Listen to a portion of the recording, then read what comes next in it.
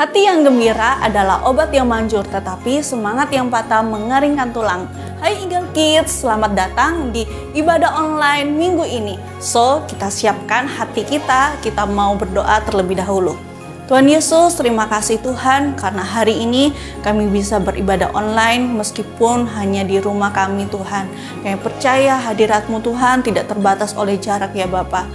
Kami mau siapkan hati kami, pikiran kami Tuhan ke dalam hadirat-Mu ya Bapa. Mari Tuhan Engkau bertata Tuhan atas ibadah hari ini ya Bapa.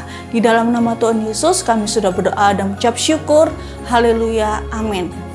So, let's pray Jesus together.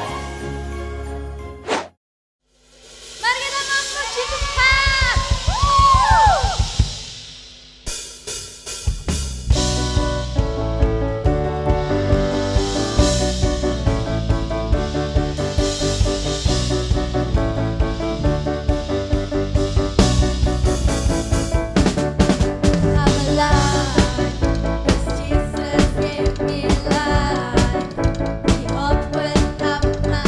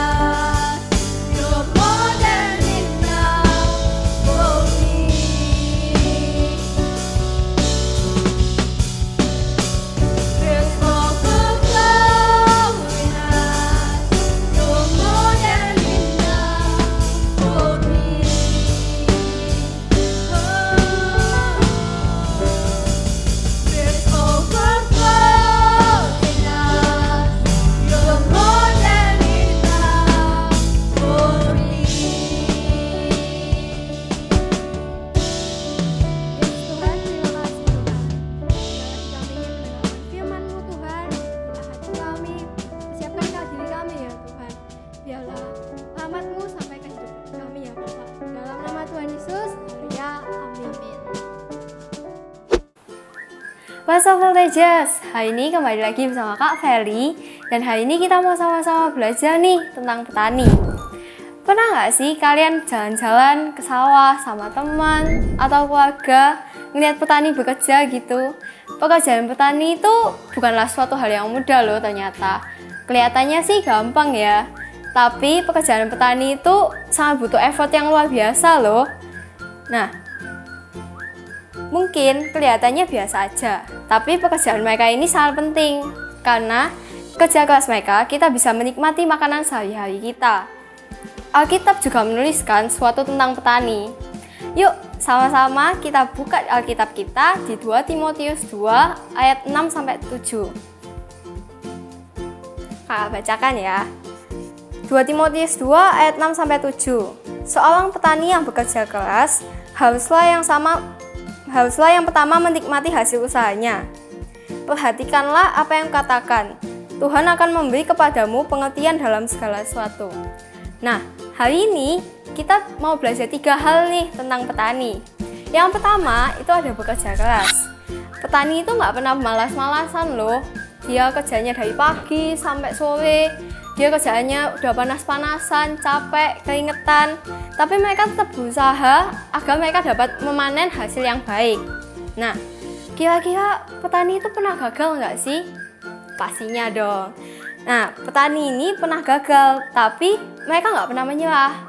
Mereka akan terus mencari apa kesalahannya, dan mereka akan terus menanam benihnya sampai mereka mendapatkan hasil yang terbaik. Nah, kakak punya tips agar kita menjadi orang yang tidak slot. Slot di sini punya kepanjangan sendiri loh. Yang pertama ada S, speed to work. Kita hanya ingin cepat-cepat selesai, tapi kita nggak memikirkan hasil endingnya itu bagaimana, baik atau enggak ya. Yang kedua ada ada L, live for others to finish. Kita menginginkan orang lain untuk melakukan pekerjaan kita. Yang ketiga ada O, only wants to do what is fun. Kita hanya ingin melakukan pekerjaan-pekerjaan yang kita suka aja. Yang keempat ada T, takes too long. Itu kita berlambat-lambat dalam mengerjakan pekerjaan kita. Dan yang terakhir ada H, itu half done is good enough. Menurut kita, kalau kita sudah mengerjakan setengahnya dari pekerjaan kita, ya udah itu udah cukup. Nah, itu nggak boleh ya teman-teman. Tapi kita harus mau bekerja keras dengan drive yang kuat. Nah, drive di sini juga ada kepanjangannya loh. Yang pertama ada D, diligent. Nah, kita itu harus rajin dalam mengerjakan tugas kita. Yang kedua ada responsibility, yaitu kita harus bertanggung jawab dalam segala pekerjaan kita. Yang ketiga ada I, integrity. Lakukan apa yang telah kita ucapkan. Yang keempat ada V, yaitu vibrant. Kita harus tetap bersemangat dan tidak mengeluh untuk dalam mengerjakan pekerjaan kita. Dan yang kelima, yang terakhir ada E, yaitu efficiency. Lakukan dengan cepat dan bagus pekerjaan kita. Firman Tuhan berkata di Amsal 14 ayat 23, dalam setiap jerih payah ada keuntungan, tapi kata-kata belaka mendatangkan kekurangan saja. Nah, sekarang kita mau belajar yang poin yang kedua nih, yaitu menghargai proses. Nah, setelah petani ini menanam benih, nggak langsung dong benih itu bakal tumbuh jadi pohon dan bakal langsung jadi ada buahnya gitu. Tapi petani ini harus melewati proses-proses lebih panjang lagi. Petani ini harus menanam pupuk, memberi pupuk tanamannya, menyiram air setiap hari, memotong benalu-benalu yang mengganggu. Dan petani ini juga harus menunggu dengan waktu yang lama agar benih yang dia tanam ini bisa menjadi pohon dan buahnya siap dipanen. Jadilah seorang yang menghargai proses seperti petani, karena semua itu perlu proses, tidak ada yang instan.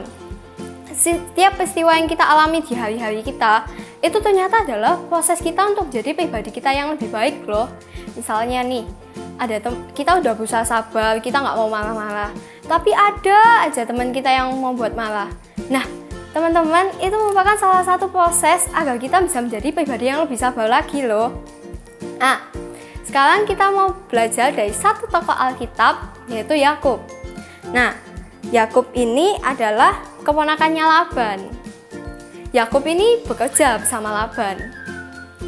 Pada suatu hari, Laban ini bertanya pada Yakub, Yakub ini mau apa untuk dijadikan upah pekerjaannya? Yakub ini tertarik sama anaknya Laban yang bernama Rahel. Akhirnya Yakub berkata kepada Laban, "Aku akan bekerja bersamamu 7 tahun, tapi aku mau Rahel menjadi istriku." Akhirnya Laban itu menyetujui. Akhirnya Yakub bekerja selama 7 tahun bersama Laban untuk mendapatkan Rahel. Setelah 7 tahun berlalu, ternyata waktu pernikahan itu ternyata Lea yang menjadi istrinya Yakub, anak pertama dari Laban. Nah, tapi karena saking rasa sukanya Yakub ke Rahel ini besar, dia itu mau bekerja selama 7 tahun lagi untuk mendapatkan Rahel sebagai istrinya. Yakub adalah orang yang menghargai proses loh. Kalau sudah suka, bukan berarti kita langsung mendapatkannya. Semuanya itu ada prosesnya. Misalnya nih, di umur kalian sekarang, kalian naksir nih sama lawan jenis kalian.